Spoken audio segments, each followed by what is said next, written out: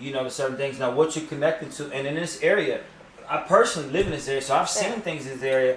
You know, like what I was showing you on there. I mean, all the energy the same. Now it's kind of people. It's past a composite to just say like paranormal. You know, a lot of the energies are connected.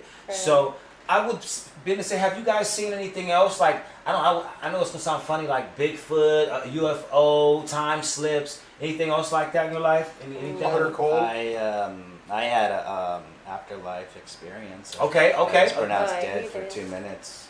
That's what that counts. Right. Ooh. I was 7 years old. I had my appendix. 2 weeks after my mom had her appendix out, I said I was having pain. Yeah. And she's like, he just doesn't want to go to school. You know, we're gonna call the doctor. So the doctor comes over and he's like, and he pressed and he says, we got to get an ambulance here. And they rushed me to San Francisco General Hospital. Yeah, I know. My son was there. I know right away. Oh my goodness! Red Brick Hospital. Okay. Right? Yes. So anyway, so they put me under. I had an allergic reaction to the anesthesia. 7 years. Oh man. And so they couldn't bring me back, this was I still remember very clear. I was lighter than a feather. You blow a feather, you can watch a feather drop. Ooh. I was like as light as the air could be, totally aware and conscious, and the brain, vision-wise, it was very clear. Mm-hmm. I was floating outside of my body. I saw how my arm was out to the side with an IV, laying there, right, and they were working on me, and I was floating above. I can hear the conversation very clear. And as I was rising above, I could look and I could see the ceiling coming, and I'm like thinking, am I going to stop?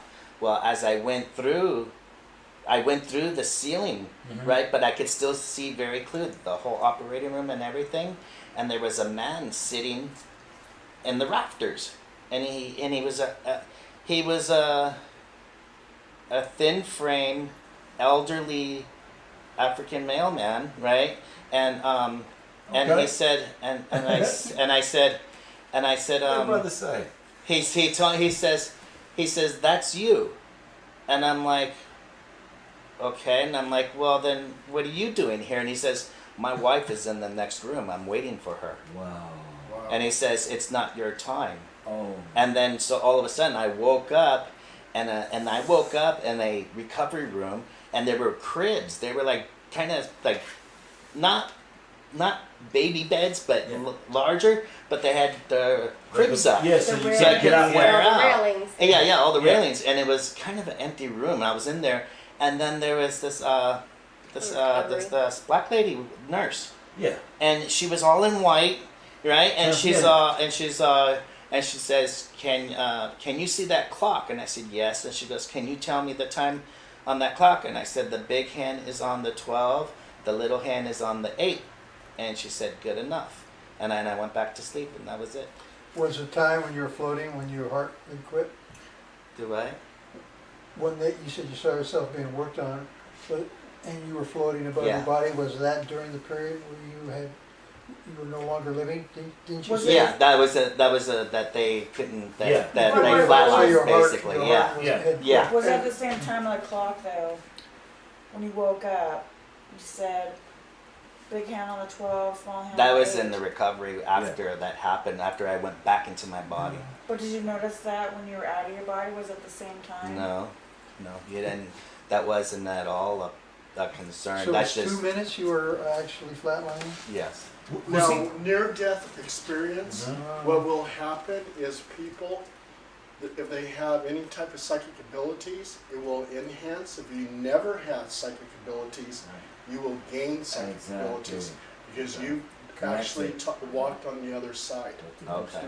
Yeah, that's not near Second death. That was dimension, most actually likely. death for you, 2 And minutes. Well, that's, also, one too, year, they yeah. could be centered on you, and that's why you're having a strong activity. Because what happens is you become like a lighthouse, and they see you. You're like And a they go, beacon. I can That's what I communicate said. with that guy. That's exactly what I said. And so if I was Yeah. dead, I would be coming to you because I have a message to tell you. And so that's what's going on. Then that explains like when when we would go to the funerals and every time, and I'm like, hold on, wait, Barbie, I have to do a blessing. I have to surround myself with white light, white energy, you know, because when I step on the ground, I said it gets so loud, and they all start talking to me, and it's here we go again. Jeez. See, you know the reason. Let me tell you. I mean, I have you have the exact your connection when you went to the first time I heard of near death. My dad, he went to Vietnam War. He had that. Now that was a long time ago, and he was a grown man, and he had notions of what that could be like. But at 7, not even knowing like what the other side is or any of his notions, just going through it and like being able to recall that. That's a special thing. But like he said, you connecting, that was your connection. So I see her connection. She's probably like a really good heart, really good soul, and I'm sure you are too. You guys would connect. But at the same time, you know that near death experience. And here's the other thing. I have a partner, a little bit, maybe 20 years older than you, almost the same circumstance. Both his parents are deaf, but he goes by the tombstones, and he'll see the name, and he'll hear, like, for instance, there was a couple, and he looked at the picture that was on. He said, well, she's attractive. She looks good. And he heard another voice that, that's my wife. Mm-hmm. And he goes, well, I just said she looked attractive. I didn't say I wanted to date her. And then he goes, well, my wife just loves the way I dance. And he says, don't you? And he heard another voice. This is the first time he discovered that, like, he could hear to that level.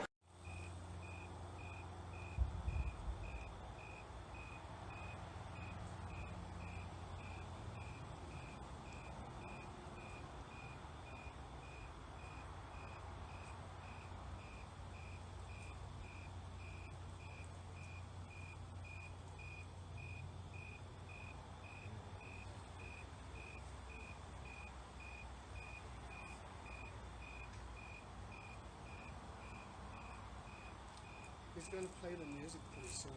There's more orbs again.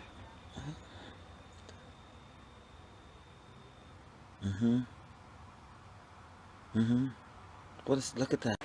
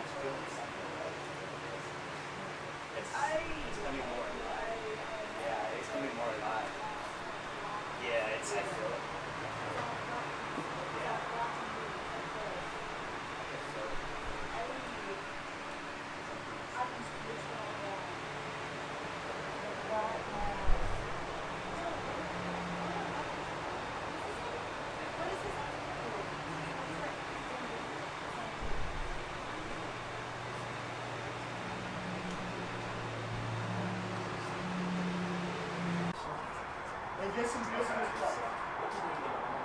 Oh yeah. Oh yeah, no, you guys are welcome to, you know, all you gotta do is just let me know when he wants to come up, and, you know, because usually, I mean, we get every day. In fact, after you guys leave, it's gonna be it's gonna be pissed. You know what? Actually, you know, I live. You can come. I stay right up on Phoenix 5941 Pioneer. Right here, where the best restaurant is. Right up on the Well, if you do, just on the side. Go to the O'Reilly's. Yeah. I'm not. If you go down the street, And I was supposed to DJ at the Pine Lodge. maybe you should come up to our property, man, and, you know, get some eggs too, so hang out there with me. Yeah. We can try to do a summons up there. I want to try your energy on my property. I want to try to do a summons. I think. Just make sure you give me a Sure. card and run over or something. You know. Let me show you something about me. This is what's real. I mean, this is what's a trip about me. This happens, man. I think the energy you have, I think you would do it too. I think you. If I took you to these. Well, we used to clean houses. Watch this. Is that very expensive? It looks Oh no, because I got it. And we've only ever used an oracle board. We never used when we were kids. We messed around with the Ouija board. Yeah. And then when we found out about that, but we've But always yeah, they can be after that we've expensive, only like, ever 'cause used those those oracle boards because you can close the door. Like You it's can so send it Yeah. But yeah, who cares? So here it is. Yeah. Okay, here we go. Okay, now. See, so I go on to this. I sit there.